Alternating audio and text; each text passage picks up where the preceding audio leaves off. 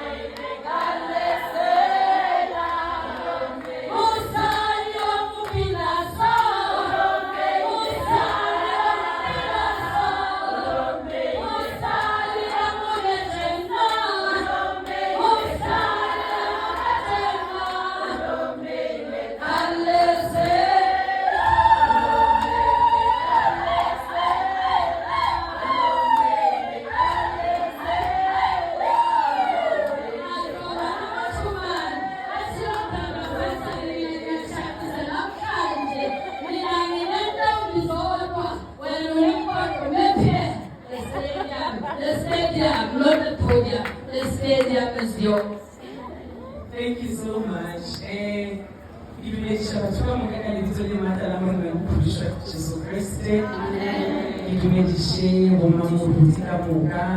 Tshwane, all our leadership, all protocol observed, our sponsors, and URCHSA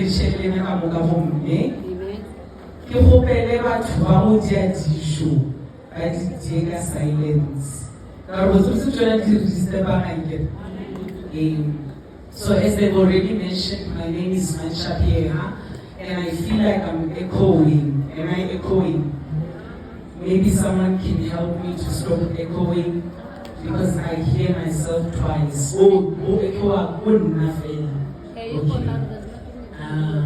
It will be very interesting to try it while I hear myself twice. Is it really me, Mr. Sound there in the back? I must move somewhere else.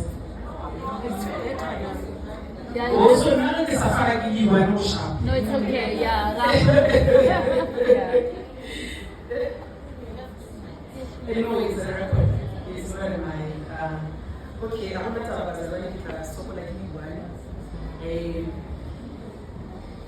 our theme for tonight is Trees of Justice, and we get it from the book of Isaiah, and then bring it from the book of Colossians. Who better about all our drinks, all our trail? Yeah. These drinks I am a very rare. Amen. Hallelujah. Thank you, Papa. So let us start with Isaiah 61. And then we will read Colossians, and then I will speak briefly about the two portions of scripture. Let's start with Isaiah chapter 61, verse 1 to 11. The Spirit of the Sovereign Lord is upon me, for the Lord has anointed me to bring good news to the poor. If you live in a country like South Africa, or you live in a continent like Africa, you always assume that the poor need food, they need money. But here is the Lord telling us that what the poor need is the good news. Because when you have the good news, you start to know who you are. And when you know who you are, and you understand whose you are, you will not be poor for much longer. Amen. What the outside world gives us in the form of aid is a temporary measure to our problem of poverty. But what the Word of God gives us is a sustainable solution that will move from generation to generation. Amen. I'm just going to forget about this thing because it keeps falling. He has sent me to comfort the brokenhearted, and to proclaim that captives will be released and prisoners will be freed. What you don't know about a gathering of this manner is that there are some of us who are here who have brothers in jail, who have cousins in jail, who have sons in captivity. Sometimes the captivity that they are in is not a physical captivity, but we are dealing with children who are on drugs. We come here, we put our makeups on, but we are pleading for our children who are in captivity. We can't always tell the story of the troubles of our lives, but here is a God who is saying to you and I have brought the good news to set the captives free. Then when we continue to read, the Bible says, this is not me who is talking. Isaiah is speaking prophetically about the coming of the Lord Jesus Christ. So every time when you see a person coming to do all these things that the Word of God is telling us about, this is Jesus, who if you choose to accept into your heart and into your life, He will deal with the poverty, He will deal with the captivity, He will deal with the prison, He will deal with things on your behalf that no one else can solve for you. I never asked if I should speak exclusively English. I'm going to give you a very kind of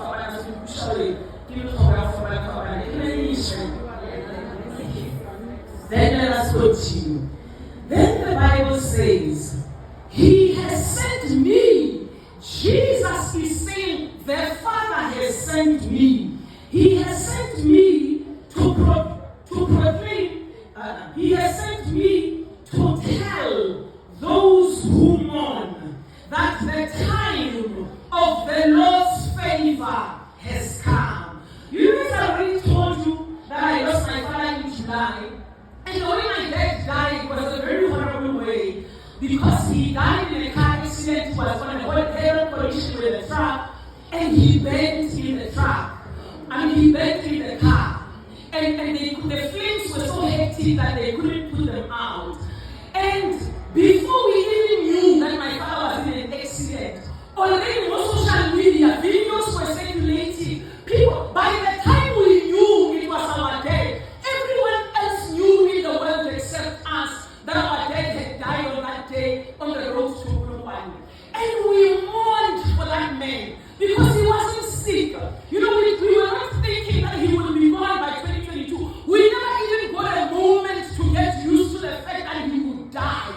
And while we were crying and in tears and in the depth of grief, here is a father who says, I have been sent to come and comfort, to come and show favor to those who mourn. I heard Mamuri speaking earlier and saying, weeping may endure for the night, but joy cometh in the morning. You doesn't live forever.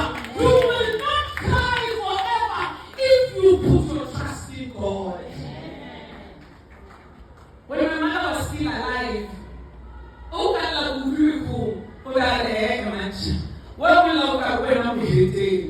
so even when I was caring for my dad, I used to remember my mom.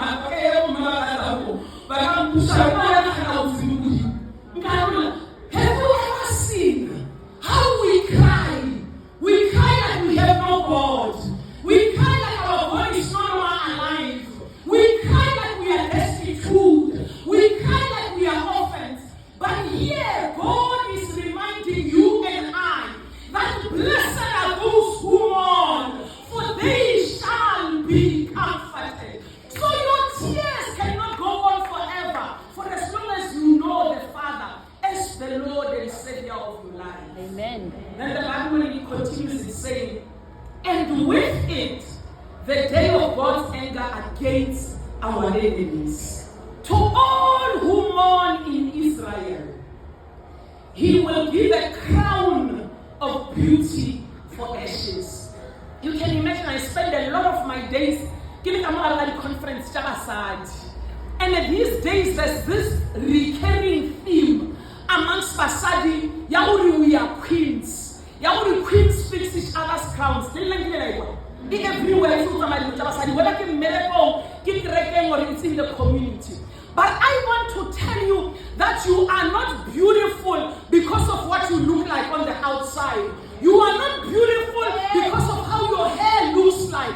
You are not beautiful because you spend too much time at the gym or because you have all your caps at the right places. You are beautiful because the Bible says, for your ashes, for your trouble, for your pain, and for your head, God will give you beauty. That is the beauty that comes from the glory of God.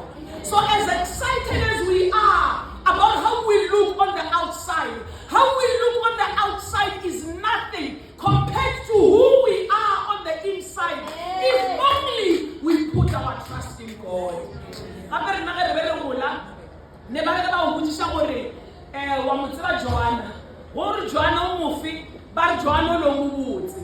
Nambile ba busa ba mo tseba Mary ba Mary o mo mofe ba no Mary o la bodi e botse nambile ba busa ba mo tseba mantsha wa re ba re mantsha mo fa wala o ipeketsana so wena o busa wena mo ra o botse wena mo ra ona bodi e botse wena mo ba no o discard ka dipeketsana what if no snacho but then when you found who you are in the Lord it matters not what your complexion is like. Amen. It matters not that but he still crowns you with his glory. You have beauty that comes from the Father. Amen. Beauty that is not always seen with the eyes. Beauty that is within. When your children know that Mama is my peace. Not when your children because but they know that you are my home, you are my peace, you are my joy, you are my place of love. Why? Because God has given you beauty for ashes. Amen. Then the Bible says when we continue, and now it's talking about us, that we will be a joyous blessing instead of mourning. But you are supposed to be crying. Why are you joyful when you should be crying?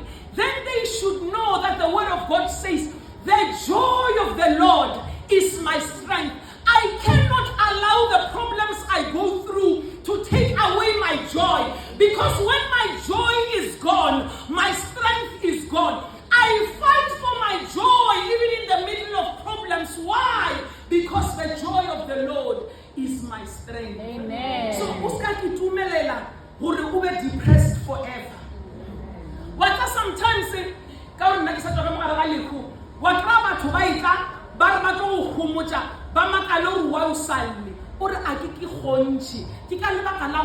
the joy of the Lord is my strength. Amen.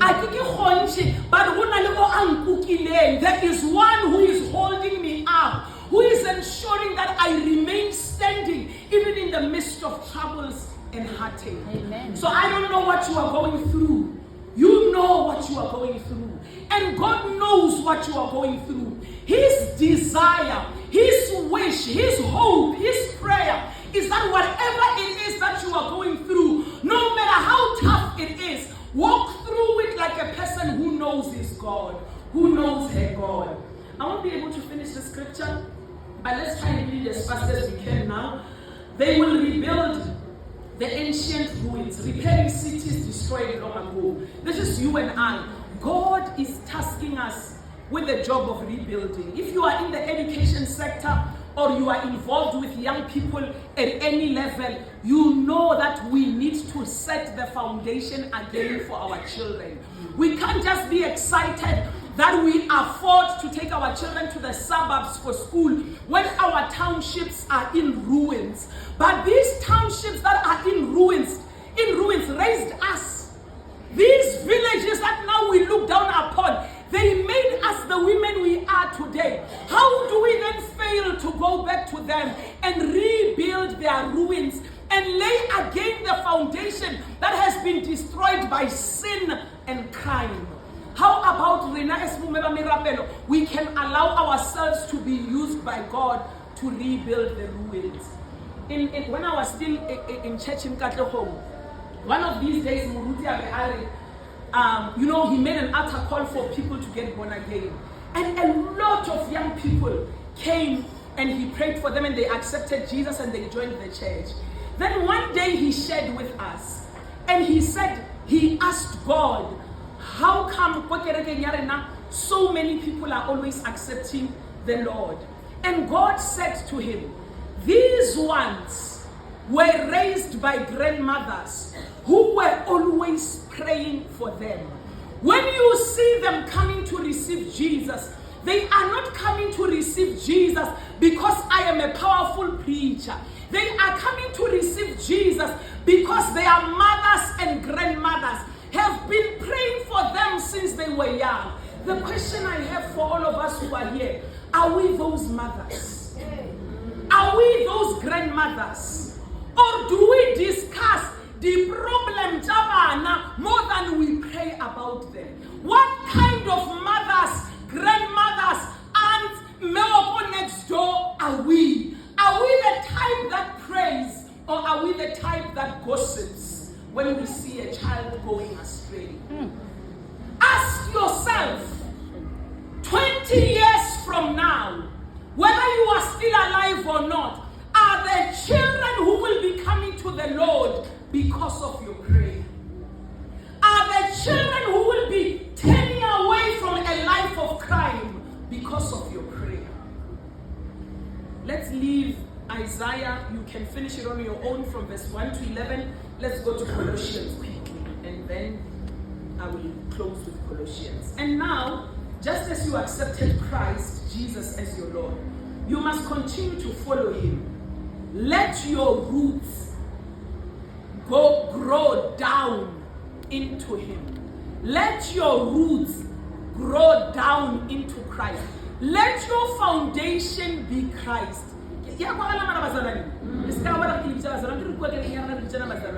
So sometimes we play in a corporate event.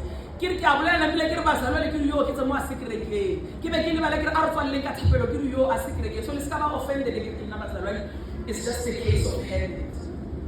So, what is your foundation? Do your children know what Mama believes in? You know, there's this other song, Hallelujah, gospel called Gold. No, give me age yet. Gospel Gold.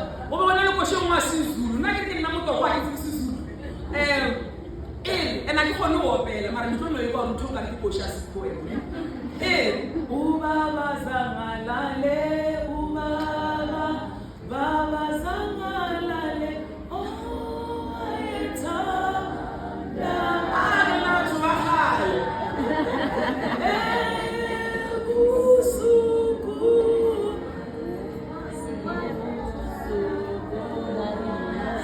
Well, we someone na.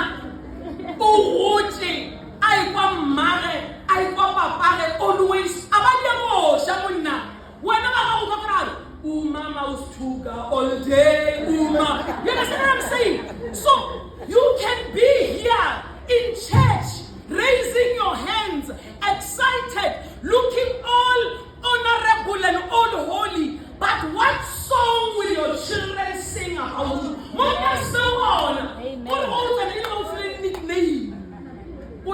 Actually, I hope it is a miracle. I think one of us.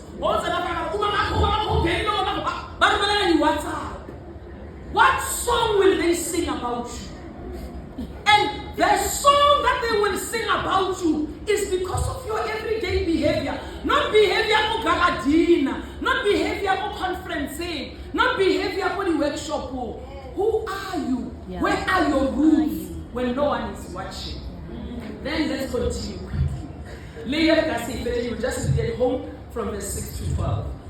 Then the Bible says, and let your lives be built on him. Then your faith will grow strong in the truth you were taught, and you will overflow with thankfulness. In closing, I want to challenge you and ask you this question that I am also asking. asking myself, are you a woman of faith? Yes. Are you a woman of faith? And what does it mean to be a woman of faith? The Bible in Hebrews 11 verse 1 says, now faith is the substance of things hoped for, the evidence of things not seen. And I got to was complicated now.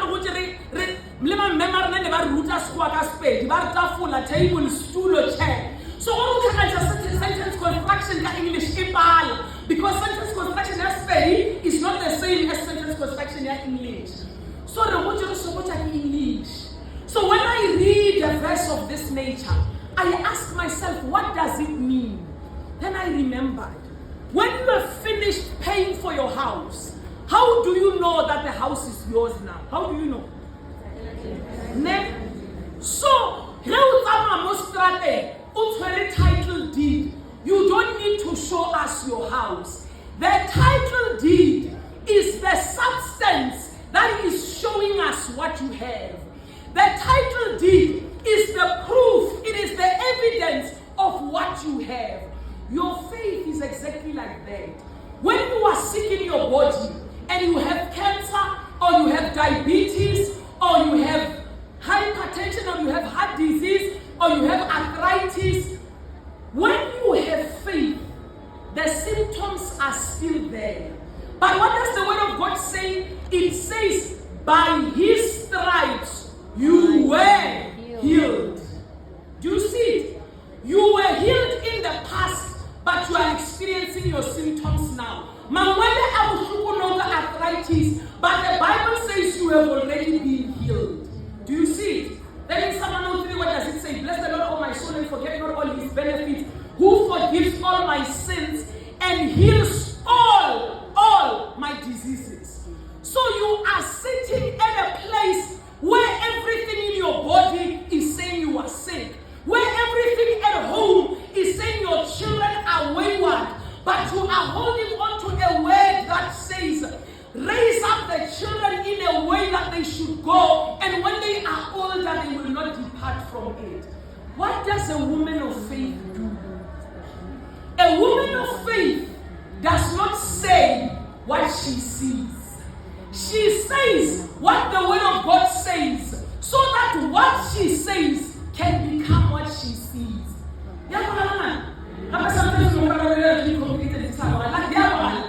So what the word of God is saying. I will look at the symptoms. What you are going to say is what the word of God says. And the more you say what the word of God says, your life will correspond to what the word of God says.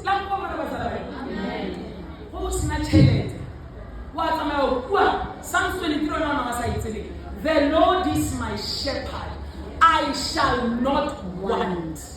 So when there are wants and needs in my life, I go to the word. What does the word of God say again? It says that God, who is able to do exceedingly abundantly, far much more than we can ever imagine or think of. So stop calculating the money that you have and start saying what God says about you, about your life, about your circumstances. Pray more, because the more you pray, gossip will not have a place in your life. Other than that, something says ka bedroom ya batho ke be kere he lona mo yona mara o kwela ma o guys, we are so good with our words. Imagine how powerful our prayers will be.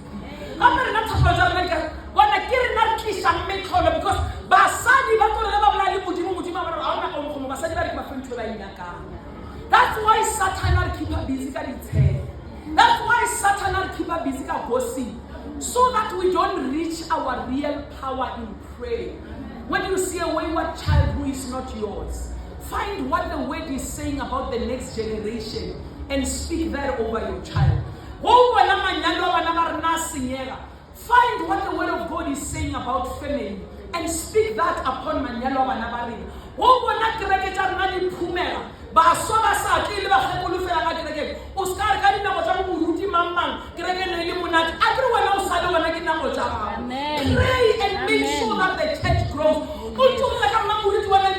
man. 1980 man, no, 2000 and something. So all these things that hurt us, that pain us, that make us complain, let us take them to the Lord in prayer. Let's stand up on our feet and pray. Amen. Because